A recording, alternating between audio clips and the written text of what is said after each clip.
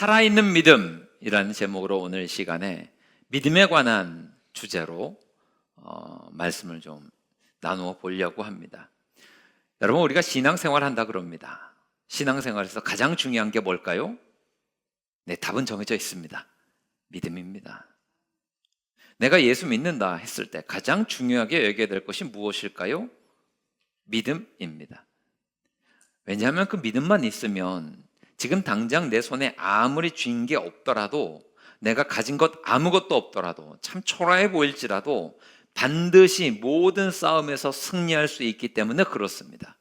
그러므로 저는 여러분들이 어떤 가치보다 믿음의 가치를 최고로 여기시기를 바랍니다. 그리고 여러분 예수님 믿으시지요? 믿으십니까? 전능하신 하나님 믿고 계십니까? 그러면 어떤 상황에서도 믿음을 사용하시기를 바랍니다. 그러니까 믿음은 장식품이 아닙니다, 여러분. 내가 예수님 믿는 사람이야 라고 하는 어떤 타이틀, 내가 집사야, 권사야, 장로야, 어떤 타이틀, 이 타이틀 가지고 장식하려고 가지고 있는 것이 믿음이 아닙니다. 믿음은요, 실제적인 것이고 믿음은 사용하셔야 합니다. 특별히 어려운 여건과 환경과 문제 가운데 놓이신 분들이 있습니까? 믿음을 좀 쓰십시오. 그거 뭐 어디에 쓰시려고 나는 믿음의 사람이야 라고 이야기하고 하나님 믿습니다 그럴까요? 어떤 때이든지 어떤 상황과 어떤 갈등과 어떤 문제가 있든지 그때에 여러분의 강건한 믿음 사용하시기를 주의 이름으로 축원합니다. 히브리서 11장을 보게 되면 믿음장이다 라고 불리우지요. 거기에 보게 되면 아무것도 없는 상황 속에서 믿음으로 승리하는 이야기들이, 그 사람들에 관한 이야기들이 쭉 나옵니다. 여기에는 믿음의 영웅들이 나오죠. 아벨이 나옵니다. 에녹이 나옵니다. 노아, 아브라함, 사라, 이삭, 야곱, 요셉, 모세, 라합, 사사들, 다윗, 사무엘, 수많은 믿음의 사람들이 나오게 되어 있습니다. 이 사람들의 특징이 무엇입니까? 세상이 감당할 수 없는 믿음입니다. 다시 한번 강조할게요. 세상이 감당할 수 없는 믿음의 사람들입니다. 이 히브리서 11장의 믿음의 사람들은 믿음으로 살아가는 것이 얼마나 놀라운 능력이 있는지, 그 믿음이 어떠한 승리를 가져오는지를 잘 보여주죠. 여러분, 교회 나오셔서 그리고 기도의 자를 찾으실 때에 수많은 기도의 제목이 있잖아요. 하나님 이것도 들어주세요, 저것도 들어주세요, 이런 문제가 있고 이것이 풀려지기를 원합니다. 참 많은 기도의 제목들이 있을 것입니다. 그런데 딱 그 가운데서 한 가지만 구해야 된다라고 하면요, 믿음을 구하시기를 바랍니다. 믿음은 세상을 이기는 능력입니다. 믿음을 달라고 구하셔야 세상을 이길 수 있습니다. 믿음이 있어야 승리하지. 우리 믿음의 사람들은 근본적으로 돈이 있어야 잘 되고, 학식이 있어야 잘 되고, 권력이 있어야 승리하고, 이런 거 아니에요. 믿음입니다.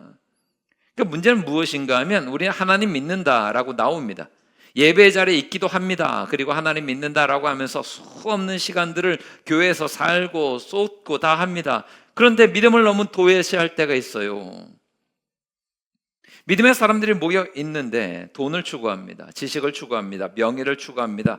권력을 추구합니다. 말로는 믿음이다, 믿음이다 라고 하면서 실제적인 삶에서는 믿음보다 훨씬 더 강력한 그 중요 점들을 세상의 가치에 둘 때가 너무나 많습니다. 그러니까 여러분 생각해 보세요. 뭘 좀 해야 되는데 우리가 그 변명을 할 때가 있잖아요. 변명을 할 때 우리는 뭐라고 변명하냐면, 제가 가진 게 없어서 잘 못합니다. 제가 배운 게 없어서 잘 못합니다. 제 여건이 이래서 잘 못합니다. 내가 어떤 것들을 감당해야 되고 믿음으로 가야 되는데 그렇지 못합니다를 주로 이런 것들을, 내 주변에 사람이 없어서 못합니다, 이런저런 이야기로 핑계거리를 삼을 때가 있습니다. 근데 사실은 그 비하인드에 뭐가 없기 때문에 그럴까요? 믿음이 없기 때문입니다. 사실은 그거 하나입니다. 돈이 없기 때문에, 배운 게 없기 때문에, 가진 게 없기 때문에, 여건이 안 되기 때문에 무언가를 내가 못하겠습니다 라고 하는 것은 진짜가 아니죠. 사실 그 뒤에는 뭐가 없기 때문입니까? 믿음이 없기 때문입니다. 믿음으로 뛰어넘어야죠. 잘 보십시오. 건강이 없어서 못합니까? 사실 환도뼈에 허벅지뼈가 위골되었던 야곱은 다리가 절개되면서부터 오히려 그 인생에 믿음의 꽃을 피우게 됩니다. 믿음의 조상되었습니다. 건강이 문제입니까? 사실 건강보다는 믿음의 문제입니다. 여건이 안 좋습니다라고 이야기하는 분들이 있죠. 여건이 가장 안 좋았던 한 사람이 있죠. 요셉이라고 하는 인물입니다. 얼마나 여건이 안 좋았는지 그의 신분은 노예였고 배신당해서 혹으로 억울한 일 때문에 감옥에 들어갈 정도였습니다. 환경이 문제가 되지 않죠. 오히려 그 가운데서도 하나님을 바라보았던 이 요셉은 그 모든 것들을 뛰어넘어서 믿음으로 애굽의 총리가 되었습니다. 배운 게 없다고요? 가진 게 없다고요? 건강이 없다고요? 사실 이것은 어찌 보면 핑계입니다. 우리에겐 믿음이 없는 것입니다. 성경의 이야기를 들어보셔야 돼요. 요한일서 5장 4절 말씀입니다. 함께 읽겠습니다. 시작. 무릇 하나님께로부터 난 자마다 세상을 이기는 승리는 이것이니 우리의 포인트가 바로 이것이죠. 하나님께로부터 난 자는 세상을 다 이긴대요. 세상을 이기는 승리는 뭐예요? 믿음이에요. 그래서 우리는 신앙생활할 때 반드시 기억하셔야 돼요. 어디에 초점 맞추셔야 됩니까? 믿음에 초점을 맞추셔야 돼요. 하나님 내가 믿습니다. 내가 지금 가진 것이 없어도 하나님의 선한 계획과 섭리를 믿습니다. 부어주실 줄 믿습니다. 능력 주실 줄 믿습니다 하면서 믿음 붙들고 나아가셔야 된다라고 하는 거죠. 오늘 이 시간에는 두 가지 강조하려고 합니다. 그래서 믿음 붙들고 나아가는 자들에겐 어떤 일이 일어나는가? 우리가 살아있는 믿음 가지고 살아가야 되는데 죽은 믿음 가지고 살아가면 다 넘어지잖아요. 오늘 여러분의 믿음은 살아있는지 점검하셔야 됩니다. 내 믿음은 지금 역동적으로 다이나믹하게 움직이고 활동하고 있는 것입니까? 아니면 죽어서 한 구석에 처박혀서 아까 전에 말씀드린 것처럼 장식물처럼 놓여져 있는 것입니까? 저는 여러분들이 살아있는 믿음의 승리자들 되시기를 바라요. 여러분의 믿음이 살아있어야 되지 않겠습니까? 그럼 여러분의 믿음이 살아있다라고 하는 증명할 수 있는 한 가지가 무엇일까? 근심과 걱정으로부터 자유로울 수 있다라고 하는 것입니다. 여러분이 지금 믿음이 살아있지 않다라고 하는 반증은 무엇인가 하면 걱정과 근심에 사로잡혀서 두려움에 사로잡혀서 아무것도 하지 못하는 것, 이것이 여러분의 믿음이 살아있지 못하다라고 하는 방증입니다. 여러분의 믿음이 살아있다라고 하는 방증은 무엇인가 하면 걱정과 근심, 꺼리가 세상으로부터는 있을 것 같은데 자유롭게 있는 것이죠. 이게 살아있는 믿음입니다. 예수님께서 뭐라고 말씀하셨는지를 여러분 잘 기억하셔야 돼요. 예수님이 십자가 지시는 것에 관해서 제자들에게 말씀하셨을 때 그 이야기를 듣고 좀 두려웠었던 제자들의 모습이 있나 봐요. 오늘 읽었던 본문 이전에 요한복음 14장 1절에서 예수님께서 하신 말씀을 들어보셔야 돼요. 함께 읽겠습니다. 시작. 너희는 마음에 근심하지 말라. 하나님을 믿으니 또 예수님께서 뭐라고 말씀하셨냐면 너희는 마음에 뭘 하지 말라고요? 근심하지 말라고요. 그럼 근심 대신 뭐 하래요? 하나님 믿고 예수님 믿으래요. 끝이에요. 살아있는 믿음이 있으면 근심 정도는 우리의 삶 가운데 우리의 삶을 흔드는 도전을 할 수가 없습니다. 내 믿음이 살아있으면 근심 걱정 가운데 휘말리지 않아요. 하나님 믿고 있는데, 예수님 믿고 있는데 뭐가 그렇게 걱정입니까? 주님께서 아무리 그 어려운 상황 속에서도 여러분을 순적해 만드실 것을 믿으시기를 주의 이름으로 축원합니다. 왜 이 근심과 걱정에 빠지지 말아야 되고 이것들을 믿음으로 이겨야 되냐면 이 생각을 하셔야 돼요. 제가 늘 강조하는 것인데 근심과 걱정과 두려움에 빠지면 여러분 아무것도 못합니다. 걱정해 보셨습니까? 근심에 빠져 보셨습니까? 두려움 가운데 빠져 보셨습니까? 이게 왜 나쁜가 하면 아무것도 못합니다. 걱정하면, 근심하면 뭐 그거 가지고 우리의 삶에 어떤 변화를 만들어내지는 못할 것인데 근심에 빠지는 순간 우리는 모든 것을 손을 놓습니다. 왜 여러분 힘들면 이불 속으로 들어가십니까? 이게 근심의 특징이기 때문에 그렇습니다. 아무것도 못해요. 두려움에 빠지면 아무것도 못합니다. 근심에 빠지게 되었을 때, 걱정에 빠지게 되었을 때 사람을 가장 쉽게 무너뜨리는 방법이 어떤 것인가를 그 죽음의 수용소를 쓴 빅터 프랭클 박사가 했었던 이야기 속에서 우리는 발견할 수 있습니다. 특별히 이제 광복절을 우리가 맞이했으니까 광복에 관련된 이야기입니다. 이분이 2차 세계대전 당시에 나치 수용소에 들어가서 참 어려운 시간을 보냈거든요. 이분이 유대인이었었는데 유대인 정신과 의사예요. 근데 그 가운데서 이제 수용소 생활을 하고 있는데 같이 끌려 들어온 유대인 작곡가 한 명이 있었습니다. 근데 이분이 빅터 프랭클이 정신과 의사였던 것을 알고서 찾아가서 상담을 합니다. 수용소 안에서도 이제 평상시 전쟁 나기 전에 있었던 그 커리어들이 쭉 이어져 나가는 거죠. 작곡가가 빅터 프랭클 박사를 찾아와서 이야기합니다. 내가 희한한 꿈을 꿨다. 무슨 꿈을 꿨는데 나한테 상담까지 받으려고 하느냐. 꿈속에서 어떤 사람이 나를 찾아왔다. 찾아오더니만 나한테 이렇게 얘기하더라. 궁금한 거 있으면 물어봐라. 내가 다 대답을 해주겠다. 그 사람에게 궁금한 게 있잖아요. 그러니까 자기가 느끼기에 꿈속에서도 그분이 하나님같이 느껴졌다는 거예요. 그래서 물어보는 거죠. 내가 이 수용소 생활이 너무 힘듭니다. 너무 힘든데 언제쯤 이 전쟁이 끝나고 이 독일이 패망하겠습니까? 독일이 좀 망했으면 좋겠는데 그런 날이 오기는 옵니까? 하면서 절박한 마음으로 물어봤어요. 그런데 이분이 꿈속에서 날짜를 알려주더라는 거예요. 1945년 3월 30일. 실제적으로 독일이 패망한 건 2달 정도 뒤에요. 5월 달에 독일이 전쟁에서 패망했고요. 우리가 8월 15일, 일본은 조금 더 뒤에 3달 정도 뒤늦게 해서 패배의 선언을 합니다. 이게 8.15 광복이거든요. 꿈속에서 이 사람이 알려주는 거예요. 1945년 3월 30일이다. 비슷하잖아요. 꿈을 꿀 때가. 내 꿈을 꿀 때가 언제였냐면 1945년 3월 달 초였어요. 한 달 정도 기다리면 이 비참한 수용소 생활이 끝마칠 수 있을 것 같다는 거예요. 그래서 마음 가운데 막 기쁨이 있는 거죠. 근데 아무리 보아도 수용소 아니니까 바깥의 사정을 모르잖아요. 자기 수용소에서 보고 있는 이 독일 군들은 너무나 기세등등하고 망할 것 같지를 않아요.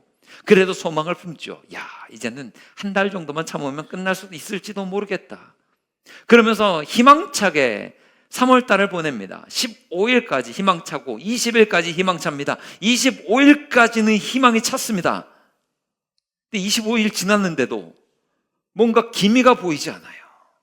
내가 생각할 때는 이 독일이 패망하고 이 사람들이 독일 군들이 허둥지둥 돼야 되는데 여전한 겁니다. 29일쯤 정도 되니까 얼굴이 새파랗게 질려요. 그리고 그날 몸에 열이 이 사람에게 오르기 시작합니다. 그리고 결국에는 3월 29일에 열이 올라서 쓰러졌습니다. 의식을 잃어버렸어요. 그리고 안타깝게 죽음을 맞이하게 됩니다. 이유는 열병이었는데 발진 티푸스였습니다. 빅터 프랭클 박사가 정신과 의사니까 이걸 분석을 하는 겁니다. 나중에 끝나고 나서 돌아보니까 그 작곡가 생각을 하니까 이 사람이 왜 죽었는가? 믿음이 사라지고 희망이 사라졌기 때문에 죽었다. 희망이 있을 때는, 소망이 있을 때는, 믿음이 있을 때는 우리 안에 면역 기능이 아주 잘 발동을 하는데 전에도 몸 안에 발진 티푸스를 일으킬 수 있는 병균들이 있긴 했는데 면역 기능들이 작동을 잘 해서 충분히 억제하고 있다가 희망이 사라지다 보니까, 믿음이 사라지다 보니까 근심이, 불안이, 두려움이 내 온 몸의 시스템을 장악하기 시작하면서 이 억제 기능을 상실했다라고 하는 거죠. 어느 순간 순식간에 별것 아닌 고열로 생명을 잃게 되었다라고 하는 것입니다. 이 빅터 프랭클 박사가 이야기하는 것은 명확합니다. 믿음의 힘이 얼마나 놀라운지를 의학적으로도 심리학적으로도 정신분석학적으로도 이렇게 설명할 수 있다라고 하는 것이죠. 이 사람을 살릴 수 있었던 힘이 무엇이었습니까? 믿음이었습니다. 희망이었습니다. 여러분, 우리가 살 수 있는 이유가 무엇입니까? 희망입니다. 여러분, 희망이 없으면 어떻게 살 수 있습니까? 믿음이라고 하는 것은요, 그래서 우리를 살리는 힘이에요. 우리에게 주어진 모든 기능들을 잘 작동시킬 수 있는 원리가 무엇입니까? 믿음입니다. 그래서 믿음이 있는 사람과 동시에 두려움이 있는 사람이 존재할 수가 없습니다. 한 사람 안에 믿음과 두려움이 똑같은 50대 50을 가지고 갈 수가 없습니다. 믿음이 있으면 두려움은 사라지게 되어 있고, 두려움이 있으면 믿음이 사라지게 되어 있습니다. 빛이 있으면 어둠은 물러가게 되어 있고, 어둠이 득세를 하면 빛은 사라지게 되는 것과 마찬가지게 된다라고 하는 거죠. 저는 여러분에게 권면합니다. 여러분, 제발 믿음으로 사십시오. 믿음으로 사시기를 바랍니다. 살아있는 믿음 되시기를 바랍니다. 왜냐하면 이 살아있는 믿음이 하나님께 영광 돌리는 길이기 때문에 그렇습니다. 먹든지 마시든지 무엇을 하든지 다 하나님의 영광을 위하여 하라라고 하는 성경의 권면을 들으셔야 됩니다. 우리의 모든 삶은 하나님께 영광 되어야 되는데, 하나님께 영광 돌릴 수 있는 길이 무엇입니까? 믿음으로 살아가는 길입니다. 여러분, 생각해보면 우리가 믿음의 사람이다라고 하는데 믿음으로 살지 못하면 그 모든 것들은 하나님의 영광을 가리는 길이에요. 하나님을 초라하게 만드는 게 무엇입니까? 믿음의 사람들이 믿지 않는 것만큼 하나님을 초라하고 하나님의 영광을 가리는 일이 없는 것 같습니다. 자녀가 있어요. 아버지가 있는데 자녀가 이번 달에 학교에 무슨 회비로 10만 원을 내야 돼요. 그걸 엄마 아버지 옆에 두고서 근심 걱정하고 있어요. 큰일 났네, 큰일 났어. 학교에다가 10만 원 이 활동비를 내야 되는데 이거 못 내면 어떡하지? 못 내면 어떡하지? 혼자서 전전긍긍하고 있습니다. 만약에 그렇다고 한다면 이 아이는 부모님을 욕되게 만드는 거죠. 아무리 없어도 자식이 학교 다니는데 10만 원 어떻게든지 만들지 않겠습니까? 만약에 제 아이들이 제 옆에서 전전긍긍하는 거예요. 이번 주 학교에 10만 원을 내야 되는데 어떡하지? 아빠를 보니까 좀 불안한데 10만 원 못 내면 어떡하지? 이러면 저 아이들은 저를 지금 욕되게 만드는 것입니다. 그럴 일도 없겠지만. 만약에 여러분 조기축구를 해요. 우리 조기축구팀에 손흥민이 들어와 있습니다. 손흥민이 우리랑 같이 축구를 해요. 그런데 손흥민이 우리 축구 스트라이커로 뛰고 있는데 걱정하는 겁니다. 저쪽 상대편 조기축구팀에는 그냥 일반인들이고요. 그런데 걱정하고 있어요. 우리 팀에 공격수는 손흥민이고 수비수는 이영표고 미드필더는 박지성이에요. 근데 걱정해요. 지면 어떡하지? 지면 어떡하지? 이러면 그 세계적인 대선수들을 어떻게 하는 거죠? 욕보이는 겁니다. 여러분 목사가 여기 있습니다. 근데 여러분 오늘 주일에 오시면서 오늘 설교 어떡하지? 그럼 어떡합니까? 목사를 욕보이시는 겁니다. 설교는 제가 알아서 준비하겠죠. 근데 목사를 믿지 못해. 오늘 목사님이 교회를 안 나오면 어떡하지? 문제가 심각한 거죠. 모든 영광을 가리는 겁니다. 여러분 신앙을 돌아보십시오. 똑같은 겁니다. 하나는 계시는데 어떡하지? 어떡하지? 여러분 하나님께 영광 돌리는 길은요 하나예요. 여러분 예배 잘 드리시고요 기도 열심히 하신 다음에 모든 근심과 걱정을 다 내려놓고 담대하게 나아가시는 모습, 이게 하나님께 영광 돌리는 길인 줄 믿으시기 바랍니다. 이것만큼 귀한 믿음이 없어요. 한나를 보십시오. 얼마나 하나님이 기뻐하시고 영광스러우셨겠습니까? 기도합니다. 술 취한 것처럼 기도합니다. 하나님, 저 분인 나가 나를 동요시킵니다. 자식 없다고 나를 무시합니다. 정말 힘들고 어렵습니다. 그런데 엉터리 제사장 엘리를 통해서, 엘리가 볼 때 술 취한 여자인 것 같으니까 빨리 돌려보내려고 하나님이 너의 기도에 응답해 주시기를 원한다. 그 한마디 들었어요. 그 한마디를 들었던 한나가 모든 근심빛을 내려놓고 기쁨으로 돌아갔습니다. 이게 하나님께 얼마나 큰 영광입니까? 근심빛을 내려놓고 돌아갔습니다. 그 이후에 한나가 한 게 없는데 하나님이 어떻게 하세요? 얼마나 기쁘셨는지 사무엘을 주세요. 놀랍지 않습니까? 기도하고 하나님께 막 눈물 흘리고 쏟고 나서 하나님의 응답을 받았어요. 그럼 기쁨으로 돌아가는 거예요. 상황이 바뀌지 않았지만, 기도를 끝마쳤을 때 내가 당장 임신한 것도 아닌데, 어떤 변화가 나타나는 것도 아닌데 근심빛을 내려놓고 하나님 믿으며 나아갔습니다. 이게 하나님께 영광이라고요. 그러니까 하나님이 한나에게 그 태의 문을 열어주시는 역사가 있는 것이지요. 여러분, 이게 얼마나 하나님께 영광 돌리는 것입니까? 여러분 살아있는 믿음 되어서 이렇게 하나님께 영광 돌리시기를 주의 이름으로 축원합니다. 너무 근심하지 마십시오. 왜 그렇게 걱정하고 계십니까? 비판적으로도 보지 마십시오. 두려움 가운데 빠지지 마십시오. 믿음으로 하나님께 영광 돌렸던 가장 대표적인 인물, 그 믿음이 주님을 얼마나 기쁘시게 했는지 이렇게 이야기하세요. 누가복음 7장에 나오는 백부장에 관한 이야기입니다. 하인이 병들었는데 예수님께서 가서 고쳐주시겠다 요청을 받았을 때, 말씀하셨을 때 뭐라고 이야기합니까? 내가 죽게 나아가기도 감당하지 못할 줄을 알았나이다. 말씀만 하사 내 하인을 낫게 하소서. 말씀하시면 다 낫습니다. 저 믿어요. 이게 예수님을 얼마나 기쁘시게 하셨는지. 뭘 오십니까? 예수님 말씀만으로 충분합니다. 그 이야기를 들으셨던 예수님이 흥분하셔서 이렇게 이야기합니다. 누가복음 7장 9절이에요. 놀랍게 여겨 돌이키사 따르는 무리에게 이야기하십니다. 내가 너희에게 이른다. 잘 들어. 이스라엘 중에서도 이만한 믿음을 내가 만나보지 못해서. 대단하지? 최고의 믿음이야. 이게 믿음인 거야. 우리는 날마다 입으로만 나 주님의 기쁨 되기 원하네, 주님 큰 영광 받으셔서 찬양을 통해서 하나님께 드리는데, 사실 여러분 찬양으로만 할 것이 아니라 우리의 삶의 믿음의 고백과 살아있는 믿음으로 주님께 영광 돌릴 수 있게 되기를 주의 이름으로 축원합니다. 베드로전서 5장 7절 말씀 속에서 우리에게 주시는 말씀입니다. 들어보세요. 함께 읽겠습니다. 시작. 네, 염려하지 말라고요. 걱정하지 마시라고요. 담대하게 주님과 함께 동행하여서 그 살아있는 믿음으로 하나님께 영광 돌리시기를 주의 이름으로 축원합니다. 살아있는 믿음의 특징은 그래서 근심 걱정으로부터 자유로운 거예요. 오늘 예배 마치시고 여러분의 표정을 제가 보겠습니다. 돌아가실 때 여러분의 표정이 기쁨과 감사와 확신 가지고 돌아가실 수 있는 귀한 모습이 있기를 주의 이름으로 축원합니다. 두 번째로 살아있는 믿음은 어떤 믿음인가 하면 큰일을 하는 믿음입니다. 이거 중요해요, 여러분. 큰일이 믿음과 연계되어 있는 거예요. 12절 말씀 보겠습니다. 12절 말씀 함께 읽을게요. 시작. 내가 진실로 진실로 너희에게 이르노니 나를 믿는 자는 내가 하는 일을 그도 할 것이요 또한 그보다 큰 일도 하리니 이는 내가 아버지께로. 예수님께서 분명히 이야기하셨어요.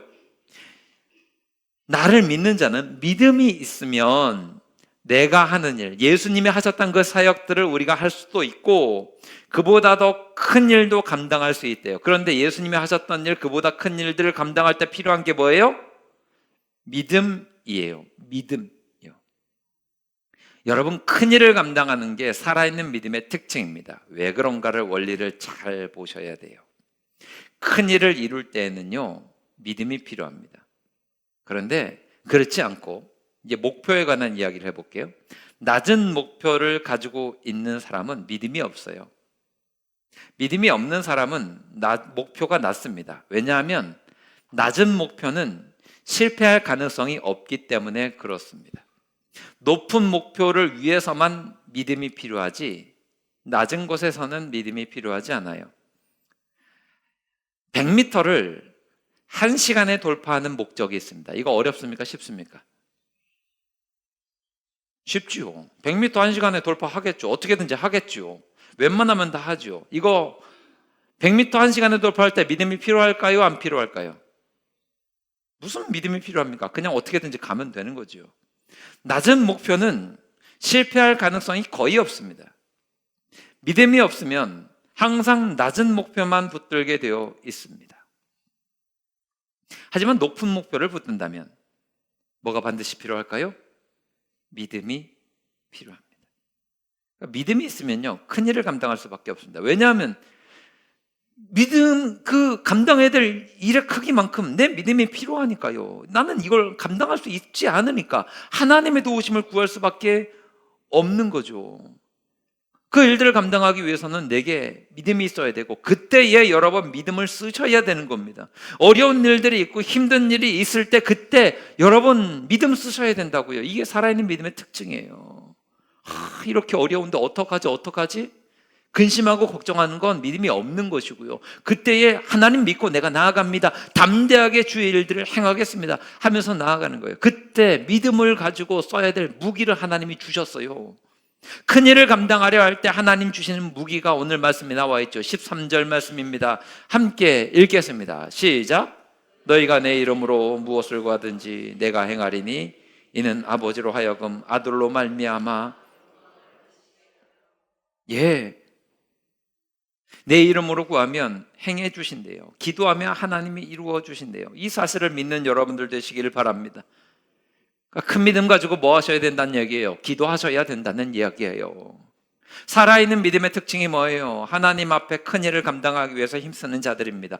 큰일을 감당할 때 내 힘 가지고 안 되니까 하나님 앞에 구하는 거예요. 기도의 자리를 찾는 거죠. 하나님 도와주십시오. 이게 살아있는 믿음의 특징이에요. 그러니까 여러분 잘 보십시오. 믿음 좋은 사람들의 대표적인 모양 두 가지를 이야기하면 그래서 말씀이 정리되는 거예요. 살아있는 믿음 가지고 큰 믿음의 사람들은 어떤 사람들이에요? 근심하지 않아요. 걱정하지 않아요.